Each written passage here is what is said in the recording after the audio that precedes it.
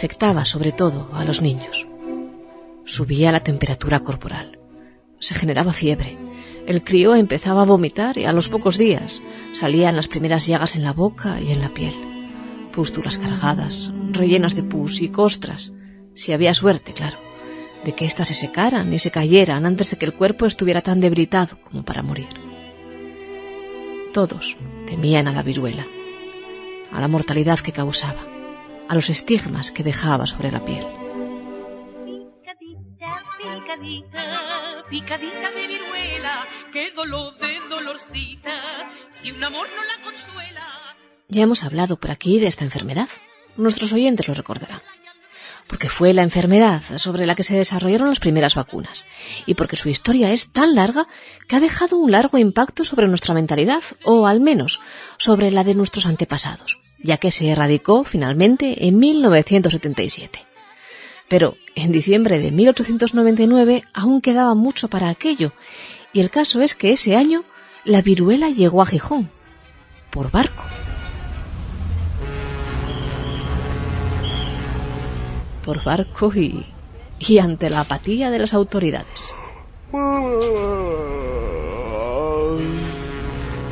Así que en el año 1899, por aquel entonces Alfredo García, alias Adeflor, era un jovencísimo reportero de 23 años que ya pintaba con su pluma los trazos más preclaros de la crónica de Gijón.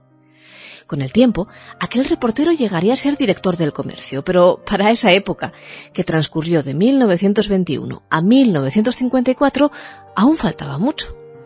A lo que se dedicaba ahora Adeflor, el primer día del año 1900, era a criticar en las páginas de este periódico, que ya era su casa, a aquellas autoridades que, ante el aumento de casos de viruela en la ciudad, se negaban a llevar un censo de casos, a declarar todo el tinglado como epidemia. Y leemos de la pluma de Adeflor. Una infeliz mujer tenía en los ojos un Niágara de lágrimas. ¿Qué le ocurre a usted? Señor, esto es horrible. Ustedes los jóvenes sienten más que las viejas autoridades. No conoce usted mi desgracia y ya la siente. ¿Ve usted ese cadáver? Es la 7ª víctima. No me queda más que un hijo. La viruela los ha matado a todos. Y salí de aquella casa enseñoreada por la muerte, dice Adeflor. Y llegó a la redacción y el reporter me dice que la Junta de Sanidad no ha tomado acuerdos por falta de número. Y pensé en la pobre mujer que tenía en los ojos un Niágara de lágrimas. Los encargados de velar por la higiene pública, sanos y rollizos, y los 7 hijos de aquella madre desolada, asesinados por la incuria más salvaje. Qué injusta es la viruela. No visita a quien debiera visitar. Todo eso, y así de crudo, lo contaba Adeflor en páginas del Comercio.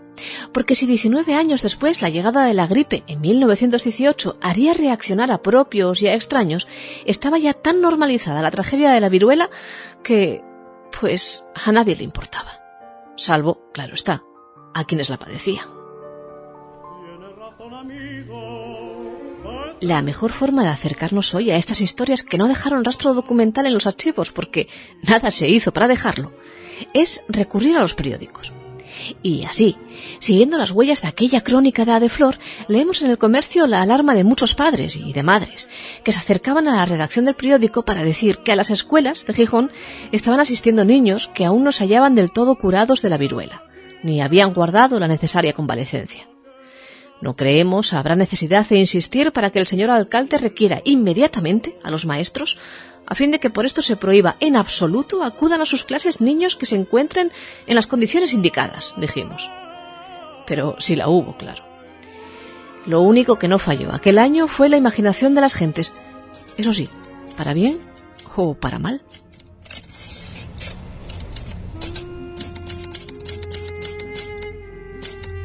Para mal, que aunque se llevara ya un siglo o más poniendo la vacunita de marras, aún había quien no acababa de creérsela, y existía la creencia de que en plena epidemia variolosa no debe vacunarse ni revacunarse, alegando como fundamento, dice el Comercio, la ignorancia de que revolviéndose los humores adquiere con más facilidad la enfermedad de que trata de prevenirse con la inoculación de la linfavacuna, y se une a la reacción de la viruela la de la vacuna, sumándose así un efecto que agrava la situación del enfermo. no era cierto, claro. En todos los países cultos se vacuna en todo tiempo, lo mismo en los fuertes calores estivales que en el rudo invierno, y con preferencia en las épocas de epidemia, como aquella.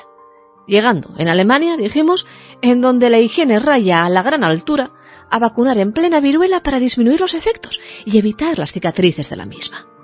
Había que vacunarse, y en caso de haberlo hecho ya hace muchos años, revacunarse.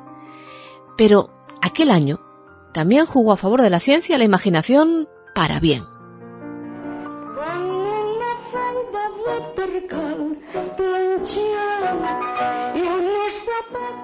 Y es que para componer lo que ni las autoridades ni la lógica humana componía, llegó la estufa de desinfección por gases.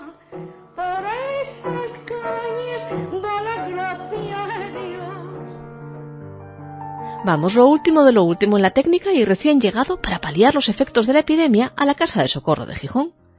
Se trataba de un aparato destinado a desinfectar las ropas de todas aquellas viviendas en que haya habido enfermos de viruela, de difteria u otras dolencias infectocontagiosas.